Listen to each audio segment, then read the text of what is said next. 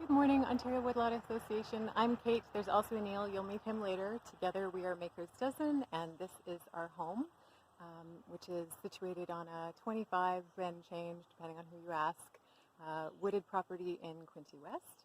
I am currently down in the less wooded, flatter area near the house where we keep our food gardens and our chickens. Let me pan to get the cute ones in. There's the fluffy one that looks like a marshmallow, and there's some others. So it is possible to keep chickens in the woods. It's well fortified. Fort Chicken. We have not, let me knock on some wood, we have not lost a chicken yet to a predator, although we do definitely have them all. It just requires extra attention and forethought. So the chickens in food gardens and some of the wildflower gardens are down here near the house. But I'm going to, okay, close your eyes if you get dizzy. I'm going to turn you around real fast and show you the woods. Okay, that's where we're headed. That's where the majority of our property is. We're about halfway up a Drumlin, but most of our acreage, which is all wooded, is up at the top of the Drumlin. So I'm going to use the magic of editing to get you from down here to up there.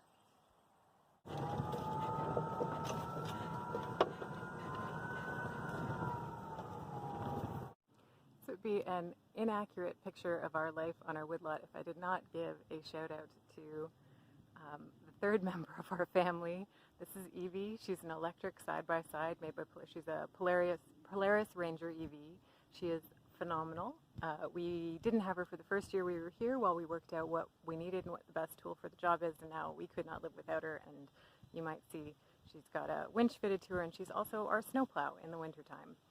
She's a beast. She's amazing. I highly recommend her. She plugs into a standard outlet. We charge her overnight, but she also has regenerative braking. So we actually, given that we're on a hill, basically use no charge. We use a little bit of charge to get up here, and she makes it all up going back down to the house. So 2 thumbs way up for this as a farm, wood, everything vehicle. Could not recommend more highly. Happy to chat with you about her further. All right, so now we're up here at the top of the Drumlin with thanks to Evie the EV. So our woods up here are primarily deciduous. It's a mix of oak, ash for now, maple, hickory, ironwood, beech, birch. Will I be able to remember them all? Poplar. If you name it, it's probably here somewhere. But yeah, there's a lot of oak, and actually, fortunately, white oak, which was of particular interest to the LDD/gypsy moths, but they have been recovering really well. But again, we'll talk about that a little bit more later on.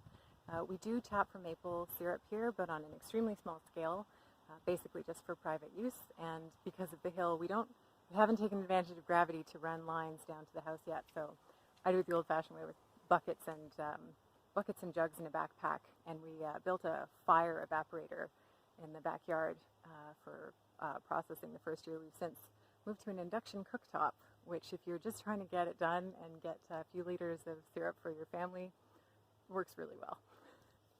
So our primary use for our property is as a wildlife habitat and general flora and fauna conservation area. So for the most part, what we're doing here is just observing what's already here, what's thriving here, and staying out of its way for the most part. Skitters are definitely thriving here. We've seen lots of different species here. Off the top of my head, let's see if I can do it. Owls, raptors, not lots of mustelids, but mustelids of all different kinds, from fishers down to smaller weasels. Foxes, coyotes, a little bit of skunk, not much. Porcupine.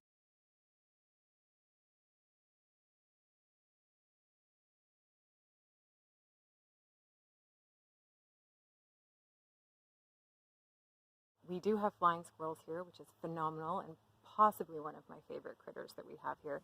And I confirmed on a flying squirrel that was already deceased that their belly fur does indeed glow fluorescent pink. Snakes of all varieties, including some fairly substantial milk snakes, which is wonderful. Let's see, lots of songbirds, deer, rabbits.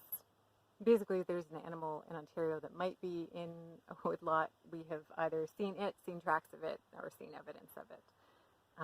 And the insect life here is also fantastic. One of our discoveries here was how many giant silk moths we have, and I think I have a few photos. Luna moths I get to see pretty much every year, and I've also seen Cecropia and Imperial in their caterpillar phase. So just wondrous abundance of life of all scales and types in this woodlot. So I'm going to take you on a partial walk of the woods. We're actually heading out on the only double track portion of our trail. This was here when we got here, and we are, as part of the minimal intervention, light footstep sort of policy that we have here, we're very slow to build trails, and we try to make the trail network as, hang on, we've got to back up, because there is an excellent mushroom right here. This is pretty representative of walking our woods with me. All right, moving on. So we're slow to build trails. We try to leave as large an interior space as possible. So everything that's off trail we rarely walk into, especially in sort of the spring months. We're sort of most likely to go there in the wintertime, particularly if I'm trying to follow the tracks of something. So in terms of foraging in our woods, this double track trail is actually one of the spots that I foraged from a couple of years ago when I made acorn flour for the first time. So basically I only took the acorns that were on this trail, and that was enough to make, on this trail and on one section of this trail, and that was enough to make, ended up with about 6 cups of acorn flour, which was delicious and wonderful, and I highly recommend trying to make it. It's just a slow process, but a very enjoyable one. And I also use acorns for wild inks. They make an excellent rich brown color. But primarily foraging for color, I lean towards foraging invasive species, and buckthorn, it turns out, is a fantastic color plant. So from buckthorn you can get purple, green, yellow, pink, and brown, of course.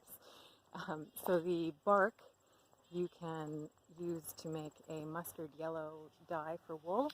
If you ferment it in an alkaline solution, you can turn it to a ruddy pink dye for wool. The berries themselves are a gorgeous purple color, and if you excuse me, if you add lye to the berries, you get a green color.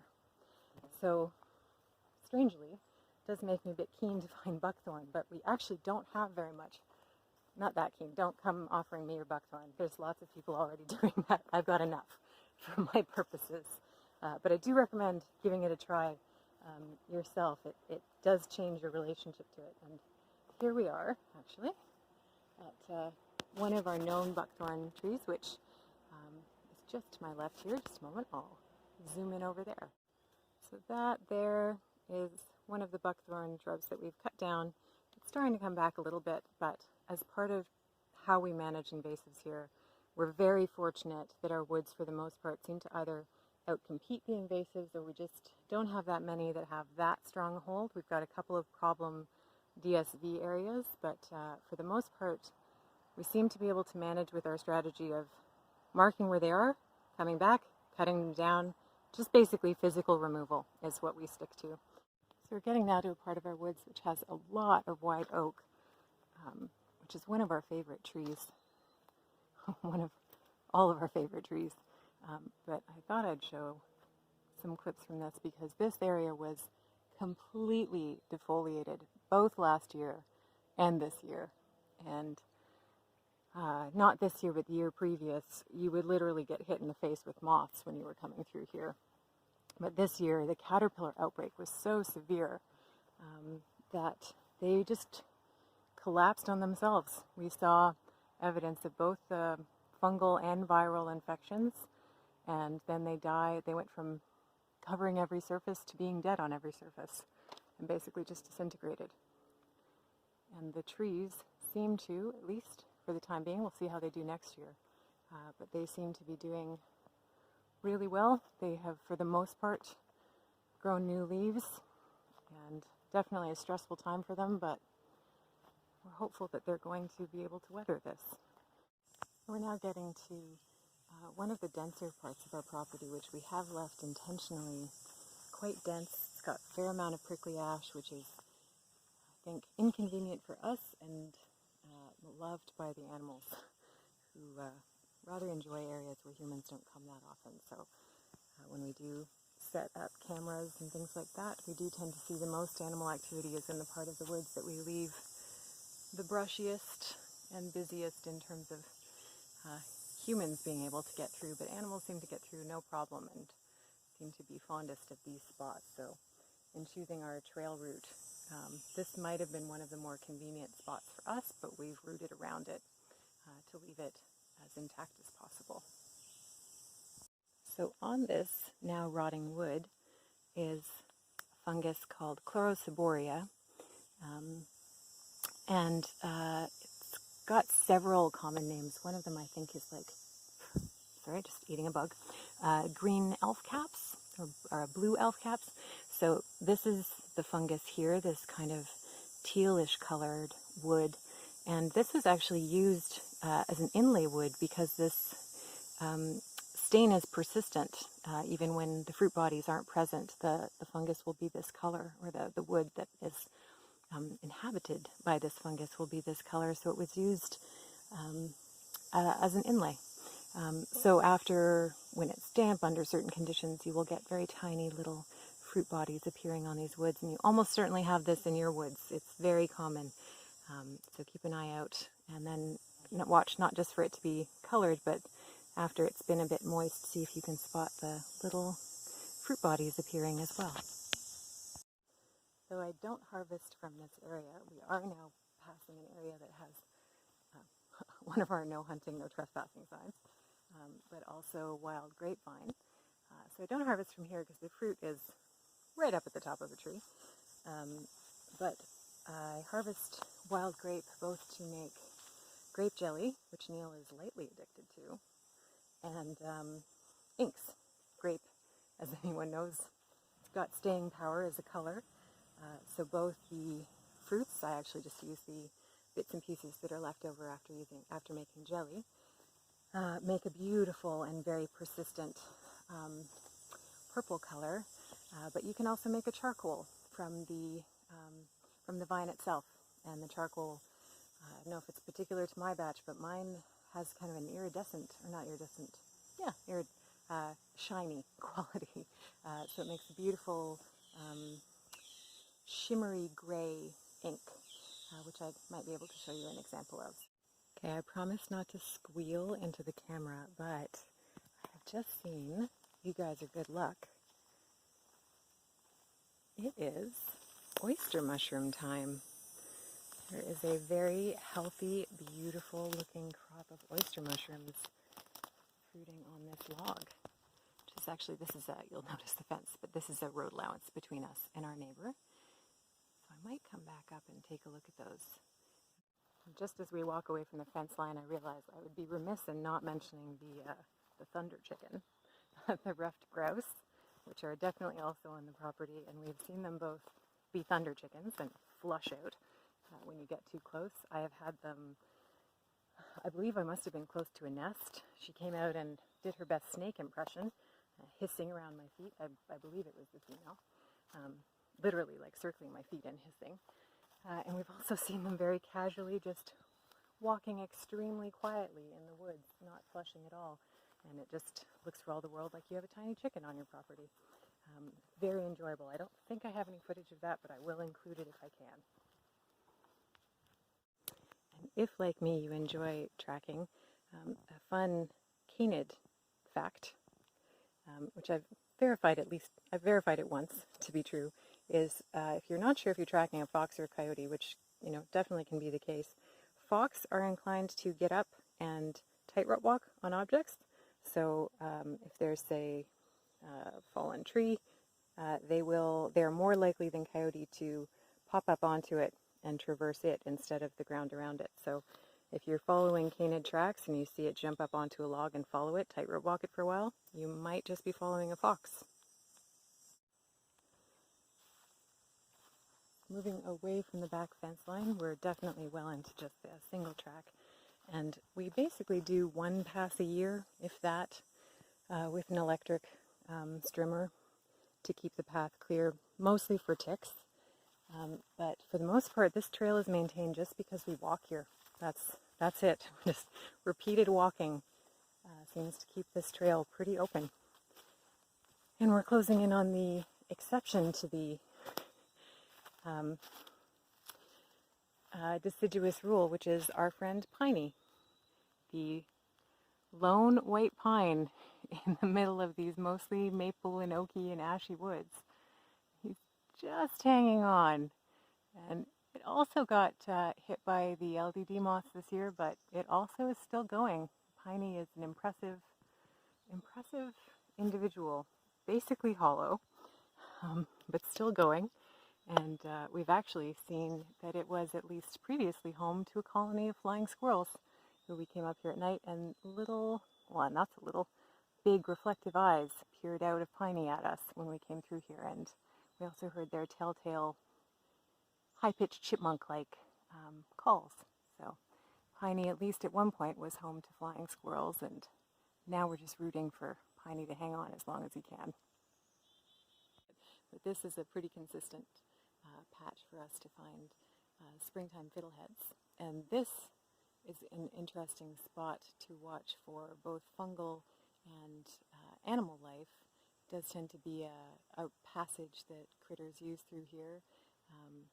And while it does have some interesting fungus on it, I don't tend to harvest from this log, in part because, let's see if I can just get closer and see if there's evidence of it.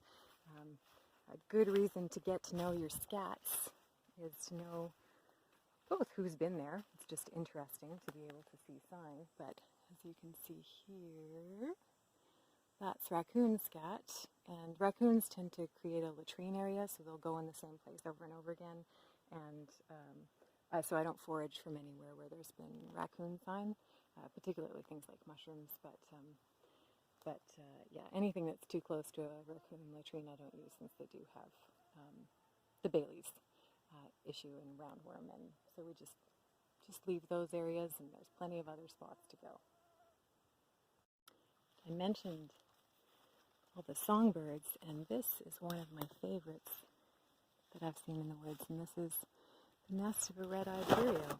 We have found many of these down surprisingly low, until I learned that apparently one of the things to look for is not so much how high it is off the ground, but how much cover there is up above, how dense the canopy is, and potentially, I guess, that offers protection for the nest. So this nest, though very close to the ground from our perspective, is actually quite concealed from an aerial perspective. So there's the super express tour of the woods here at Maker's Dozen. It was wonderful to show you around and talk at you super quickly.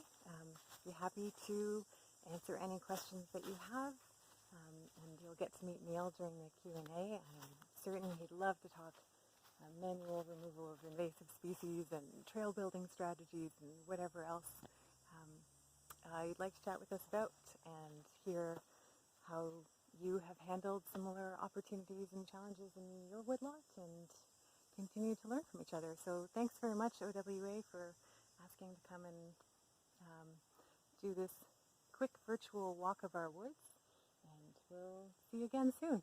Thanks.